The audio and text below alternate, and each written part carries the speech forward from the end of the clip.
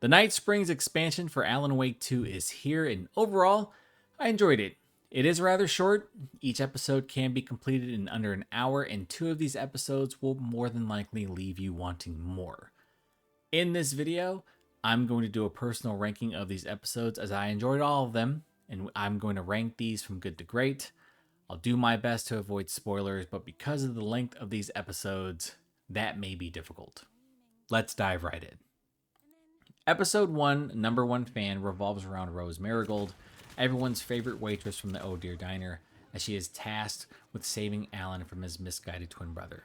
You would not be wrong if that, for whatever reason, sounds like the plot of a soap opera, but this episode is insane, and in the best way, because Rose gets an automatic shotgun. I don't know why she gets one. I really don't, but she's an absolute monster. This is the most action heavy of the 3 episodes, and also surprisingly, or rather unsurprisingly, the most lighthearted. Rose is clearly a devoted fan, and there are a number of signs strewn about in this episode that showcase her inner thoughts. I want you to just take a look around before you actually go on your trek and journey to save Alan, because you will see a number of signs that say, save him, Alan and Rose forever, all that type of stuff. It's really funny. When you get to see everyone in Night Springs cheering her on as she arms herself with her trusty shotgun and rifle, it is probably one of the best moments of Night Springs. I thought this episode as a whole was a lot of fun and does a really good job of reacclimating you to the controls if it has been a while since you've played the base game. The dialogue in this episode is really sharp, and the interactions that Rose has with Alan's twin are hilarious. I love the fact that Remedy did not stray away from what made her a fan favorite. This episode really reinforces just how Rose thinks and how she views the world, even as she is gunning down hordes of the afflicted. Probably my favorite thing about this episode is how everyone she faces is just constantly shitting on Alan as a writer as they attack, but she never wavers in her support for him, which I actually found kind of endearing. The boss fight found in this episode is really fun and really fits the theme. It is one that is kind of hard to take seriously because of the dialogue, but if you don't pay attention and don't time your dodges, you will die. So just keep that in mind. Episode 1 overall is really good, and it's a nice deviation from the seriousness of Alan Wake 2 as a whole. And before we move on to the next episode, no, I don't think any of you can fix Rose because she's perfect. Episode 2, North Star, focuses on Jessie Faden and the search for her estranged brother. I found this episode to be good. It was a lot of fun, but it really made me want Control 2. Here, you don't have any of Jessie's powers from Control, and you're going to discover through the different monologues that this is a different version of Jessie, but this is one that is still really capable. Here's the thing. I just want to make it clear that you are incredibly effective in combat in all these episodes. Jessie, just like Rose, has an automatic weapon, and in this case, it's a pistol. You have a ton of ammo, and you will be clearing the afflicted quickly. This episode takes place at Coffee World, and I think it's a pretty good taste of cosmic horror. The entire park is not explorable, however. There are clear cutoffs, but there are hidden caches to find that will give you ammo and resources. I thought at first that the way this episode was shaped, that this would really limit you in regard to ammo because it felt a lot like the base game. I was thinking more survival horror, but by the time I had reached the end and cleared the available area, I had around 300 rounds of ammo, which to me felt a bit excessive. There's also a few puzzles for you to solve, but they aren't too difficult. I think the hardest would be figuring out what the optimal temperature for coffee is, but that one shouldn't take you too long. I think that this would probably be the shortest of all the episodes if that puzzle wasn't included. You're given so many hints that it really feels like hand-holding at times, but once again, I don't think any of these episodes are really going to challenge you. I think that out of all the episodes, the ending for North Star was probably the one that left me wanting more. I was hoping for another gameplay sequence, but it just ends. It didn't leave a sour taste in my mouth by any means, but I couldn't help but feel like there was supposed to be more there. Overall, This is a very entertaining episode.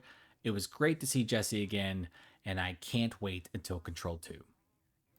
Episode 3 is Timebreaker, and this is easily my favorite episode. This is the most meta and does a really good job of tying directly into Alan Wake 2. If you were somewhat disappointed that episodes 1 and 2 felt more self contained, but at least they hinted at the prospect of a multiverse, episode 3 is going to be the one you're going to be really attached to. Tim's just an excellent character. There is good variety in gameplay found here. It features a number of crazy moments, and I really feel like Remedy was saving the best for last. Shawn Ashmore crushes it in this episode, and I really feel like it will leave you wanting a spin-off for his character. As I was playing through this episode, I really kept thinking about how Remedy was opening the door. And as the Alan Wake universe was already expanded upon with Control, I think that Tim Breaker getting his own spin-off would be really fun. He was a character that had a lot of potential, and I felt like he got hung out to dry a little in the base game, so it's really nice to see him here as the focal point. I remember that upon completing Alan Wake 2, there were a number of different theories circulating regarding Tim Breaker and Door, and this is the only episode that really addresses any of that.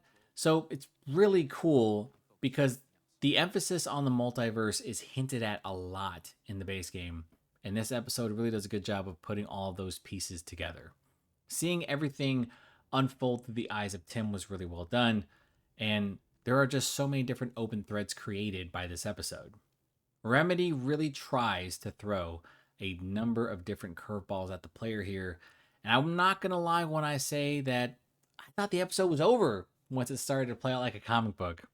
I was kind of disappointed at first because it felt really short. It was around like 25 minutes in, because there's a part where it just says to be continued. So I put the controller down, and I figured the credits would roll and we would get a closing monologue from Mr. Door.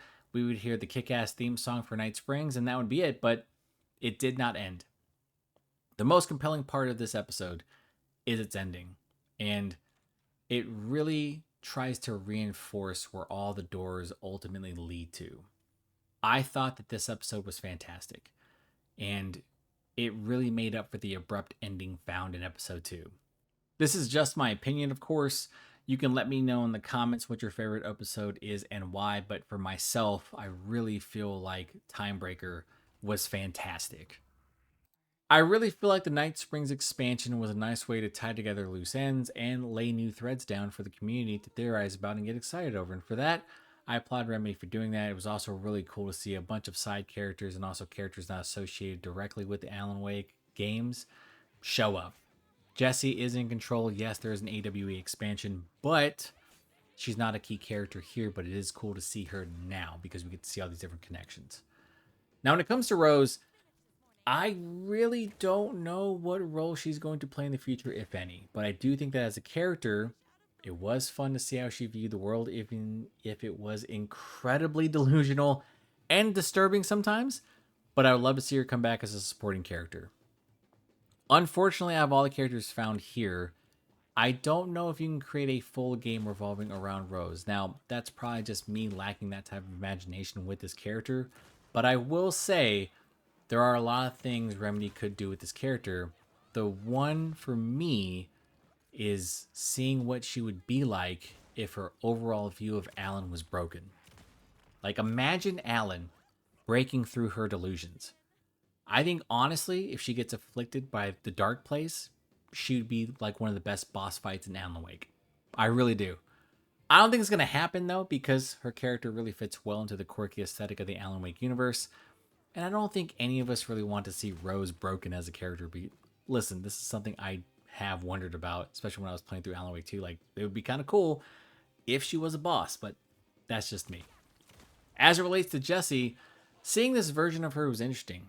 I did find it weird that she was so capable because this is clearly not the version of Jessie from Control. This does, however, open up the door to other versions of Jessie that we could see in Control 2. I'm hoping that the North Star episode is ultimately a hint at what we could see in terms of the tone in the sequel, because a full-on cosmic survival horror game would be awesome. Imagine being able to traverse the multiverse with her powers and seeing how everything connects with the oldest house. I think that would be really cool. Ultimately, I am glad that Tim saw some resolution. I really feel like something big is in the works for his character in the expanded universe, and I'm hoping that it leads to his own games. Fingers crossed. At the end of the base game, we see a version of Tim in the Dark Place who is working to find answers regarding Dora's overall involvement. I think he's going to play an integral role in the future, and I hope he shows up in Control too, because throughout Night Springs, you get to see some pretty interesting interactions between him and Jesse. And I also thought that was really cool because I don't know how or if Remedy would have been able to tie those two characters together, but they did, and they do it really well in episode 3. So to wrap things up, my personal rankings for Night Springs are Timebreaker, Number One Fan, and North Star. To be clear, I feel like all these episodes are really good, with Timebreaker being great, and the one that left me the most excited for the future. I'm hoping that when the Lake House expansion drops, it's a bit longer than Night Springs, because I can see some people being really disappointed overall with the runtime being under 2 hours for all 3 episodes. Night Springs is still really good, but it's also very short, and I can see some people arguing against the value there. But for myself, I had a really good time with it. And that's going to do it for this video. If you happen to like the content, please consider like, sharing, and subscribing. I am Ken from Pixelated Thoughts, and I will talk to you next time.